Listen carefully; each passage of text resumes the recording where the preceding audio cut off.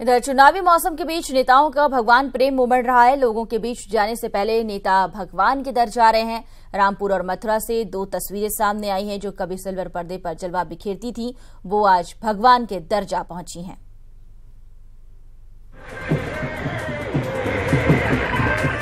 जैसे जैसे चुनाव नजदीक आते जा रहे हैं, वैसे वैसे पार्टी प्रत्याशी जनता के बीच सक्रियता बढ़ाने में जुट गए हैं। मथुरा और रामपुर से बीजेपी प्रत्याशियों की बात करेंगे, लेकिन इससे पहले इन तस्वीरों को देख लीजिए। मथुरा में हेमा मालिनी राम के दर पर पहुंची, तो रामपुर में जया प्रदा शिव के। दोनों को भगवान पर अटूट विश्वास है और आस्था पर भरोसा है, क्योंकि जब भी संकट आया भगवान ने पार लगाया।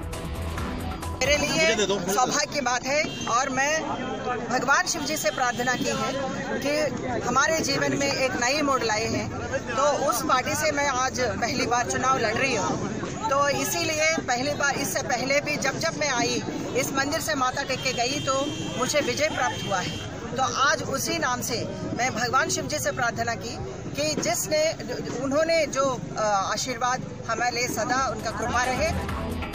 जनता पर भरोसा हो ना हो, लेकिन आस्था पर विश्वास है। काम पर विश्वास हो ना हो, लेकिन दावा है कि चुनाव विकास का नगाड़ा बजाकर ही जीतेंगे और गर्व से कहेंगे कि विकास किया है, भले ही विकास के नाम पर जुबान पर एक भी काम का नाम ना आए। प्राथमिकता यही रहेगी, हमने जितना विकास किया, जो गर्व के साथ हमने जो किया, उसके बारे में हम बहुत ही गर्व के साथ बताएंगे कि हमने इतना काम किया है। हेमा मालिनी को अपने विकास पर भरोसा है, लेकिन जया प्रदा बीजेपी के विकास रथ से प्रभावित होकर बीजेपी में सवार हो गई और रामपुर से आजम खान के सामने ताल ठोक दी, लेकिन जमीन पर उतरने से पहले शिव के दर पर आशीर्वाद लेने पहुंच गई। Bureau report, news 18। उत्तराखंड में अब सिर्फ 7 दिन का चुनाव प्रचार बचा हुआ है, लेकिन राज्य के पर्यटन मंत्री सतपाल महाराज एक भी दिन राज्य में चुनाव प्रचार के लिए नहीं निकले हैं, बल्कि सतपाल तो यूपी और महाराष्ट्र में पार्टी का प्रचार कर रहे हैं। अब राज्य में सतपाल के प्रचार नहीं करने पर सियासी हलकों में सवाल भी उठ रहे हैं।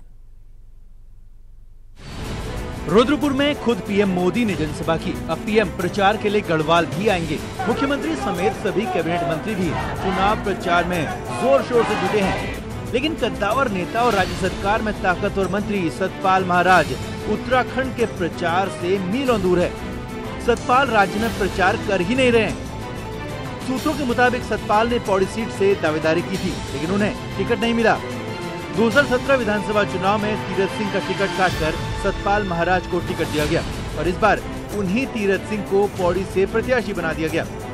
विधानसभा चुनाव में तीरथ ने सतपाल के प्रचार से दूरी बनाई थी, तो ऐसे में अब नाराज सतपाल प्रचार से दूर हैं।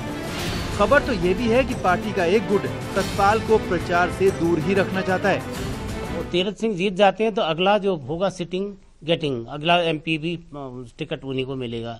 अगला एमपी भी तीरथ सिंह होंगे। इधर राज्य में मुख्यमंत्री पद उनको मिला नहीं है, तो ये फ्रस्ट्रेशन उनकी हो सकती है और वो क्यों चुनना चाहेंगे कि तीरथ सिंह रावत वहां से चुनाव।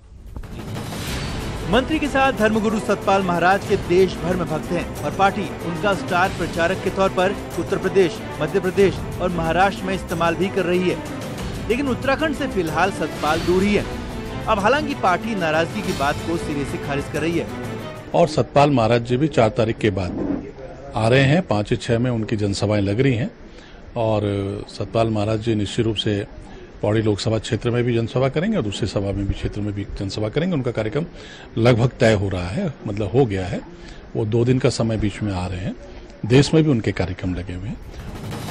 चुनाव के ऐलान से पहले चर्चा थी कि सतपाल महाराज पार्टी छोड़ने वाले हैं, हालांकि तब सतपाल ने इसे पूरी तरह खारिज कर दिया। अब महाराज राज्य में पार्टी के प्रचार से दूर हैं, जो काफी कुछ कहानी कह रहा है। अब इस कहानी का क्लाइमेक्स तो चुनाव के बाद ही खुल पाएगा। देहरादून से न्यूज 18 के लिए किशोर रावत की रिपोर्ट। चुनावी रण में रणनीति और मुद्दे अहम होते हैं, लेकिन इन्हें धरातल पर पहुंचाने के लिए संसाधनों की भी जरूरत होती है। मगर सत्ता से दूर कांग्रेस इन दिनों संसाधनों की भारी कमी से जूझ रही है, जिसका असर चुनाव प्रचार पर भी दिख रहा है। कांग्रेस इन चुनाव में फंड की भारी कमी से जूझ रही है। 2017 के विधानसभा चुनाव और निगम चुनाव में भी कांग्रेस के प्रत्याशी कह चुके हैं कि पार्टी से आर्थिक रूप से सहयोग नहीं मिल पाया। अब इस लोकसभा चुनाव में फिर कांग्रेस फंड के संकट में है। हालांकि चुनावों से ठीक पहले सहयोग निधि जमा करने के लिए पार्टी ने अपने नेताओं को कूपन भी बांटे, लेकिन वो कार्यक्रम भी अधूरा ही रहा। पार्टी सूत्र बताते हैं कि कांग्रेस नेता टारगेट का सिर्फ 20% ही जुटा पाए, जबकि हर विधानसभा से औसतन 30 लाख रुपए जमा किए जाने थे। अब कांग्रेस खुद स्वीकार कर रही है कि पार्टी बगैर संसाधनों के चुनाव लड़ रही है। हमारा थोड़ा आर्थिक संसाधनों की निश्चित रूप से कांग्रेस पर कमी, हमने प्रयास किया पार्टी ने कि सब अपना कंट्रीब्यूशन दे, उसमें दे भी रहे लोग, उसी से हम लड़ रहे। लेकिन चुनाव हर परिस्थिति में हम लोग जीतेंगे, जो आवश्यक खर्च होगा उनको करेंगे, लेकिन अनावश्यक शराब के इसके जैसे इन्होंने शराब के रुड़की मंगलौर में दुकानें खोली थी, बाद में जहर से लोग मर गए, वो काम कांग्रेस नहीं करेगी। कांग्रेस के ठीक उलट बीजेपी पूरे रंग में है। पार्टी के प्रचार में जमकर पैसा बहाया जा रहा है और खुद बीजेपी भी मानती है कि उसने प्रचार के मामले में कांग्रेस को पीछे छोड़ दिया है। नोटबंदी के साथ उनका सारा काला धन जो उनके मुख्यालयों में और नेताओं के खातों में या फिर अन्य स्थानों पर छुपा हुआ था, वो अपने आप में बेकार हो गया है। तो एक झटका तो उनको इस बात का लगा है और यही कारण है कि नोटबंदी की अगर सबसे अधिक खिलाफत कोई कर रहा है तो उनमें एक कांग्रेस भी शामिल है। दूसरा, कांग्रेस के साथ जन समर्थन नहीं है। अब चुनाव के लिए भले ही अच्छे प्रत्याशी के साथ बेहतर रणनीति भी महत्वपूर्ण होती है, लेकिन आज के दौर में सुविधाएं कार्यकर्ताओं में आत्मविश्वास तो जगाती ही हैं। लिहाजा फंड का क्रंच कांग्रेस का सरदर्द बना हुआ है। देहरादून से न्यूज़ 18 के लिए रॉबिन सिंह चौहान की रिपोर्ट।